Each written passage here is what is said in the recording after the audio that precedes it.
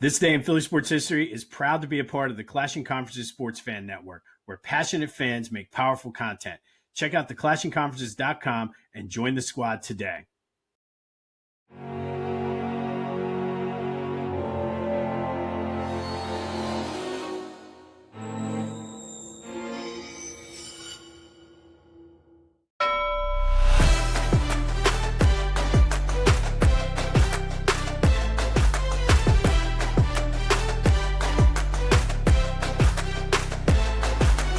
What's up, everyone? Welcome to this day in Philly sports history for August 13th, 2026. I'm your host, Jim Montgomery. Welcome to a Thursday edition of the podcast. We got a big show today. Big day in Philly sports. Let's start. Phillies are in Iowa for the Field of Dreams game to take on the Twins. 3 months ago, 2 months ago, 3 weeks ago, I would have been a lot more excited for this game, but the way the team's been playing recently, also question of the weather, so I don't know what's going to happen with there. But what a brutal end to that Cardinals series.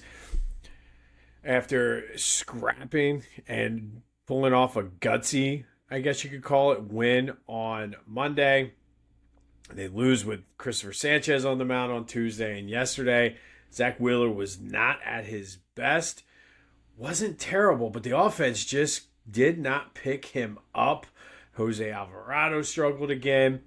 They're out of a playoff spot now for the first time since June due to the tiebreaker against the Diamondbacks. They're more than leaking oil right now. I don't know at this point if they can turn it around. We'll see. But just brutal. But they're in the Field of Dreams game, so we'll see what happens. I mean, it is a cool thing. Like, I'm looking forward to watching it. Bryson Stott's cleats are incredible with all the different former Phillies on there. So if you haven't seen them, go check them out. But Phil's floundering at best right now. Hopefully they can turn it around against the Minnesota Twins tonight. Shifting to the Eagles. And I guess we can recap yesterday's question of the day before we get into Eagles news. And lots of discussion, good discussion about the what if on Jalen Reagor and Justin Jefferson. Lots of people say, no, they don't win the Super Bowl with that. And it's crazy that because of the way it played out, it ended up being beneficial for Howie Roseman. And the wrong decision ended up being the best move. So a lot of people comparing it to Chip Kelly breaking apart the Eagles and getting rid of all the stars, saying that if he doesn't do that, does it make Howie Roseman work to get Carson Wentz, and maybe we don't win Super Bowl 52.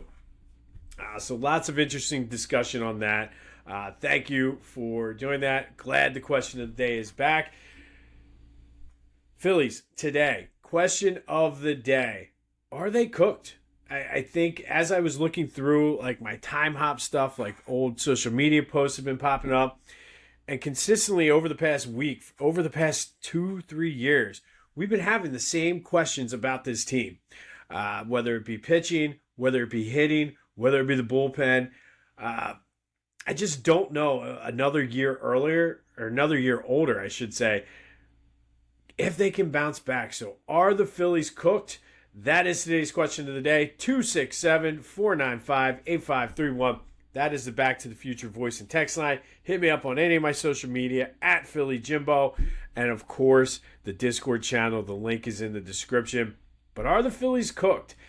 And I want to try so hard to believe, I guess, but they're making it hard. So are they cooked?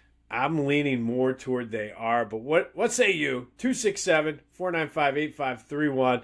Get your Phillies thoughts. Want to vent too? That's perfectly fine. But hit me up, text me, leave a voicemail, and you can even possibly be on the show tomorrow.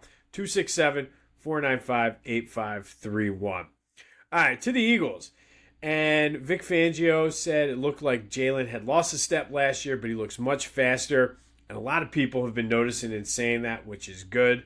But there were some there was some Jalen Hurts controversy yesterday, and I don't know. Like, what are we doing? Like, is this what it's come down to?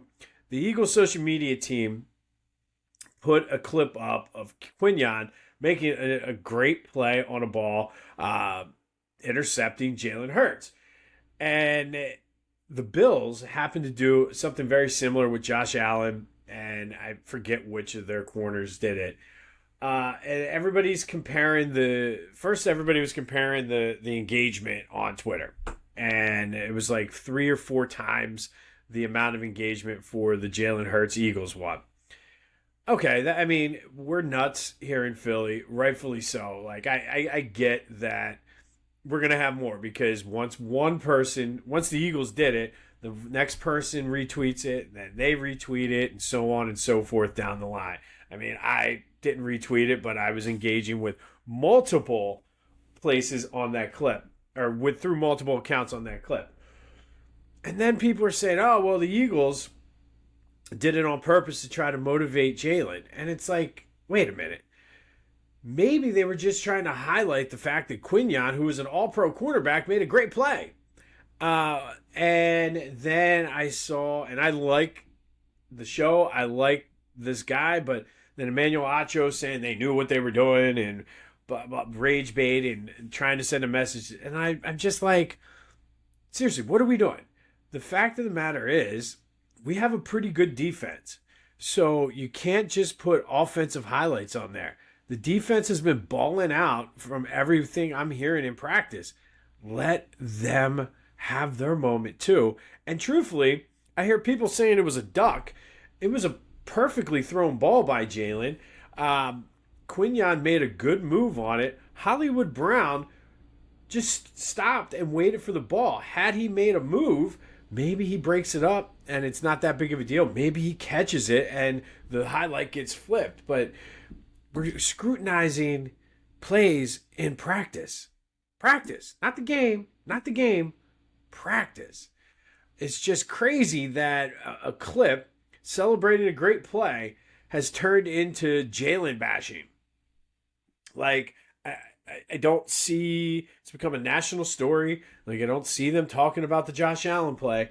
And I just don't get the scrutiny and the microscope that Jalen's under on really a clip that had nothing to do with Jalen.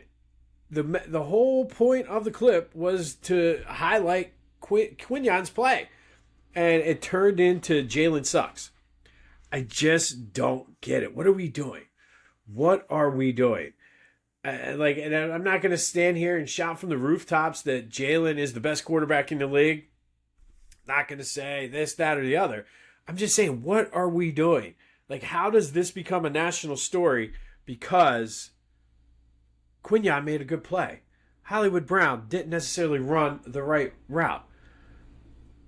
Make it make sense.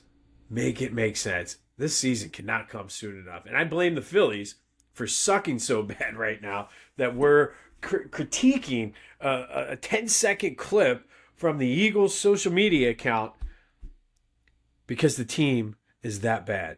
So thank you, Dave Dombrowski and Kevin Long and Bryce Harper and Trey Turner and Kyle Schwarber for sucking over the past few weeks, because now here we are breaking down practice. Not the game.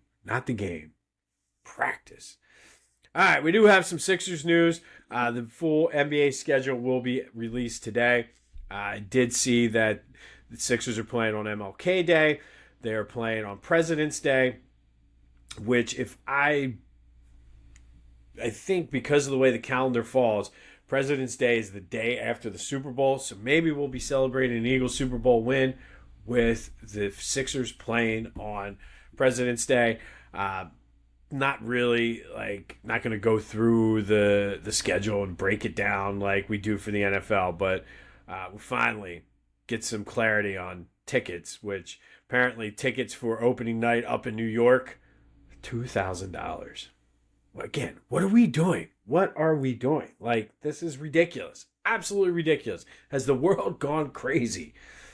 The other Sixers news, I saw this, and If I was 10 years younger, maybe, but lace up your sneakers, put on your knee braces, get some stretching in, start doing some, can't call them what we used to call them, but whatever they call them now, up and backs on the basketball court where you start on the baseline, and can't call them what we called them. But the Delaware Bluecoats are having open tryouts on September 12th and October 4th. So if you think you still have that hoop dream, this would be the chance. I'm far past my prime to even think about it. In fact, my knees just got sore thinking about playing basketball at all at any competitive level right now. But if you think you can do it, maybe you can be the NBA's Vince Papale. Apparently they do this a lot, and there have been guys that have made the team because of it. So if you have that hoop dream, September 12th, October 4th, you can try it out for the Delaware Bluecoats. And if anybody's going to do it, let me know, because I would like to come down and just interview, take some videos, whatever. But pretty cool thing. Union play their final Leagues Cup group match tonight. They need to win and have a lot of help in order to move out of group stage. They play Santos Laguna down at Subaru Park, but yeah, lots of different ways or things need to break their way in order for them to move out. Not impossible, but not very likely. All right, yesterday's trivia question. The all-time leaders for single-season home runs for each position for the Phillies: Ryan Howard at first, Chase Utley at second, Mike Schmidt at third, Jimmy Rollins at third, and Mike Lieberthal as catcher. I did not even attempt to go into the outfield because so many times guys will play the other positions and then you throw the DH in there and it just is very convoluted. But Ryan Howard, Chase Utley, Mike Schmidt, Jimmy Rollins, and Mike Lieberthal.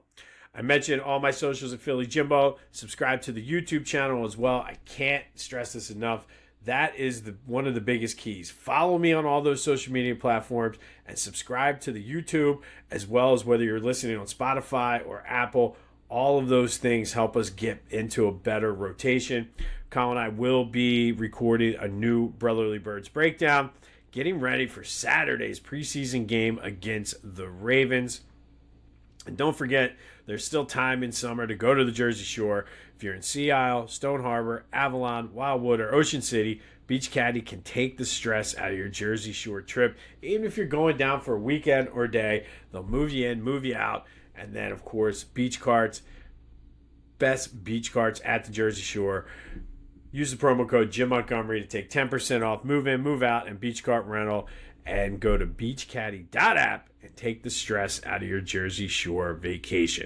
Turn heads and bring the hype with a custom hype chain from Lotwin. Perfect for youth sports, fantasy football, or just flexing your pride. Go to Lotwin.com, use the promo code TCCPOD for 10% off your order. That's Lotwin.com, promo code TCCPOD for 10% off. Get your custom hype chain and get hype with Lotwin. All right, it is Thursday. Time for a little Throwback Thursday, brought to you by Philly Goat. Go to phillygoat.com for all your Philly sports apparel needs. Use the promo code Jim Montgomery to take 10% off of your order. That's phillygoat.com, promo code Jim Montgomery to take 10% off. All right, so this has come up a couple times over the past 2 weeks, and I want to take a little bit of a deeper dive. I felt it was timely as well with the labor strife that is going soon to be happening in Major League Baseball. But the 1981 Major League Baseball player strike, your Phillies were the defending world champions, and the players and the owners were disagreeing over how free agency should be run. So the players went on strike, and the players were fighting to keep free agency the way it was, where contracts up, you're free to sign with whatever you want. They went out in June, went on a 50-day strike. We mentioned they came back August 9th with the All-Star game. And then the next day, the second half, so to speak, of the regular season started.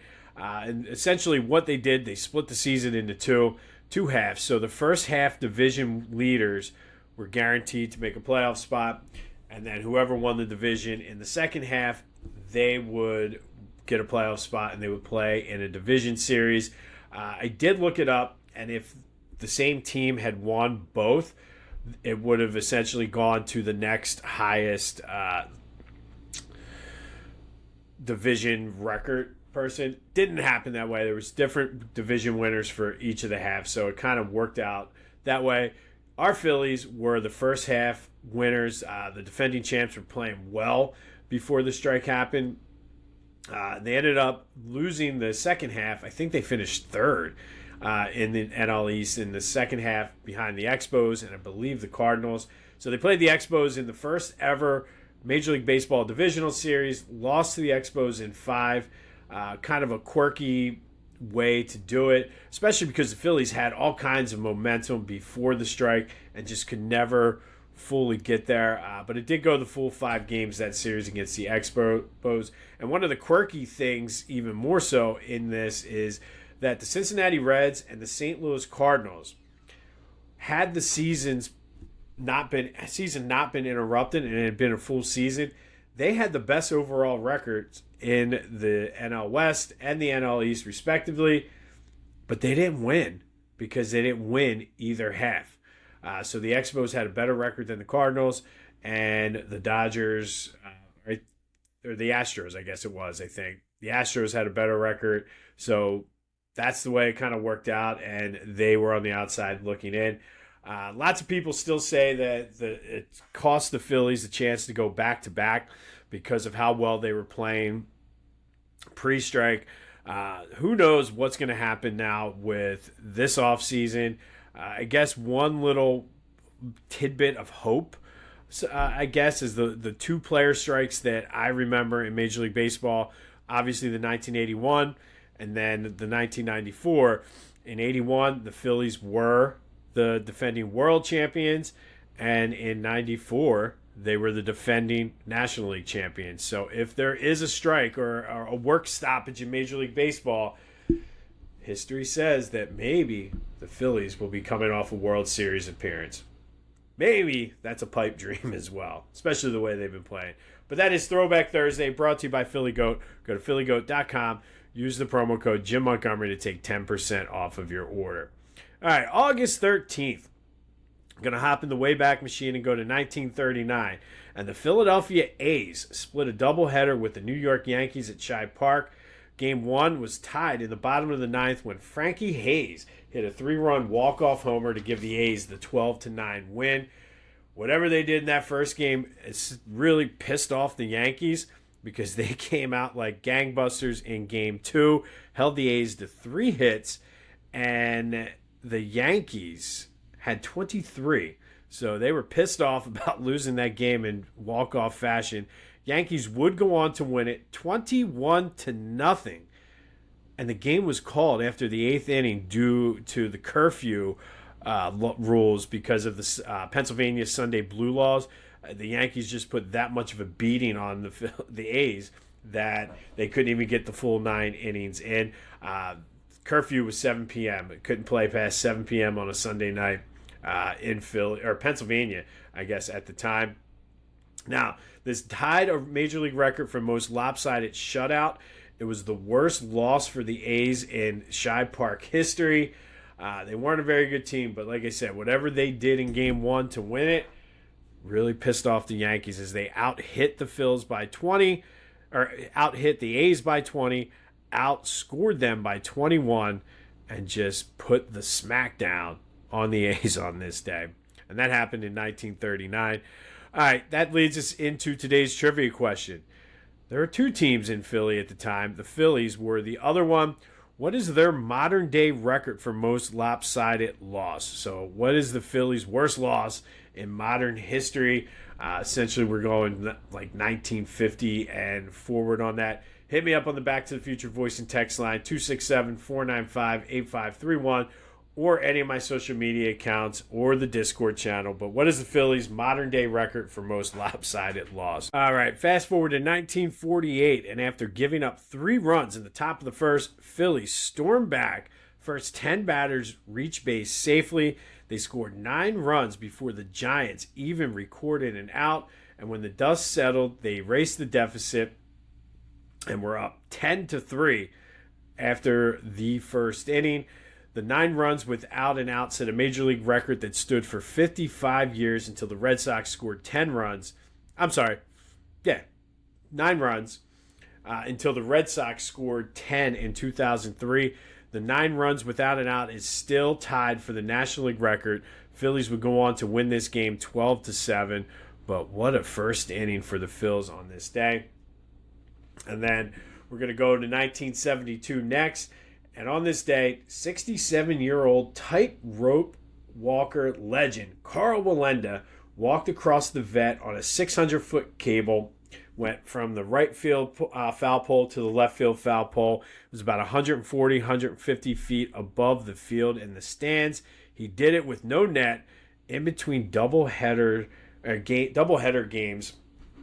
Did a headstand halfway through. There were some issues. It didn't go smoothly. He realized as he was about almost halfway in that the rope was not taut enough. Thought about quitting. He was worried that he was going to fall. He was making this walk 2 weeks after his son-in-law died from a tightrope accident. He was paid $3,000. He did complete it, but it wasn't pretty. He had to tell fans in left field to move out of the way in case he fell. But it was used to sell tickets because that 1972 team was not good other than maybe Steve Carlton. The Phillies, though, they did win Game 1 on the field 2-1 before losing to the Expos 8-3. But nobody remembers the scores of the game. It was all about Carl Walenda walking from the right field pole to the left field pole. He would complete the same feat a few years later as well. But the team was a little bit better a few years later. But that happened on 1979. Carl Walenda walks from right field to left field above the vet. Everybody was holding their breaths. The rope wasn't tight enough. He's doing headstands halfway through. He sat down at one point and kind of regrouped and thought about his life choices, but decided that the show must go on, and he did complete it, but it wasn't easy. And in 2001, Eagles-Ravens were set to play a preseason game at the Vet. It was my group's first game as season ticket holders, so we were all excited to sit in our seats and see the game. Unfortunately, the turf was a mess, specifically around the cutouts for the bases, because as they were converting the field from baseball to football, it was during a heavy rain, so it was muddy. Like if you look at the video and the pictures, they're like huge gaps. They delayed the game before they ended up canceling it just due to player safety reasons. Just another black eye in the Vet's history. Fans were not happy about it. I don't remember this part, but apparently they were smashing windows in the Will Carl box because they were upset. The press elevator got stuck, trapping reporters in it for 40 minutes, which led Joe Banner to essentially say, this is an embarrassment for the city of Philadelphia. And it also had justified the building of Citizens Bank Park and Lincoln Financial Field, which at that point construction was already underway, and they were about 2 years or so from opening up. But Eagles-Ravens preseason game canceled on this day due to player safety concerns about the cutouts at the Vet. And then finally, in 2009, the Eagles, once again, are the story. They shocked the NFL world during the second quarter of a preseason game against the Patriots at the Link. It was announced that they had signed Michael Vick to a contract, who was just released from prison for his dogfighting, despite the fact they said they had no interest in it. If you remember back then, usually when the Eagles said they weren't interested in something, it pretty much meant it was going to happen. It was a mixed reaction. I remember being in the stadium, and we were still on our flip phones getting text messages. About half the crowd was pissed off. They were ripping up their season tickets and not happy that they were allowing Michael Vick in. I, on the other hand, was the complete opposite. I was excited about it, and to this day, I still don't understand the outrage about it because, yes, what he did was deplorable. However, he went to prison for it, and isn't part of going to prison rehabilitating yourself? So I think it was at the time, I was looking back on some of my old social media posts. I was a little bit young and immature back then with some of the things I said. But the fact remains, they gave him a second chance, and I think he certainly proved well worth the risk that the Eagles took. He played very, very well in 2010. Almost won the MVP to help turn that season around. And if you remember watching Michael Vick play, especially for the Eagles, he was outstanding. And looking at his career, he played 1 year less in Philly, but his numbers are almost identical to what he did in Atlanta. And I think the moral of the story is, I think it's a testament to the Eagles organization. They've always been willing to take chances, and I think because of the culture they have set up, yes, this was going to be a huge distraction bringing in Michael Vick, but they were able to kind of weather that storm. They had a good season in 2009 until the very last 2 games of the season against the Cowboys. And then, of course, Michael Vick ended up being one of the best players in the league in 2010. So the Eagles signed Michael Vick in a surprising move on this day in 2009. And again, I'm not condoning what he did. I want to make sure that's perfectly clear. It's deplorable. Like, no need to do that. I just feel that, listen, he did his time. And, I mean, look at where Michael Vick is today. I don't know if he's the coach at Norfolk State, if he doesn't get that second chance from the Eagles and Jeff Lurie, Joe Banner, Andy Reid. I know Donovan McNabb was a very instrumental part in bringing him in here. But it's a perfect example of what happens when you give somebody a second chance, and Michael Vick, to his credit, took that chance and ran with it. So that happened in 2009. On this day in 2001, Eagles-Ravens preseason game was canceled due to big divots and the vet turf around the cutouts. 1972, Carl Walenda walks across the Veterans Stadium from right field to left field on a not-so-tight rope. 1948, Phil set a major league record by scoring 9 runs before the Giants recorded an out. And then A's lose to the Yankees 21-0 in a game that was called due to curfew in 8 innings. Could you imagine how bad this score would have been if it went 9 innings? Be sure to answer the question of the day. Where are we at with the Phils? Are they cooked? Do you believe they can turn it around? As we get ready for the Field of Dreams game, don't forget as well, later tonight, the Brotherly Birds breakdown will be up. Kyle and I will get you ready for the Eagles-Ravens preseason game. Hopefully this one is not canceled due to field issues. This has been This Day in Philly Sports History for August 13th, 2026. My name is Jim Montgomery. Go have yourselves a Thursday. And until next time, I'll see you when I see you.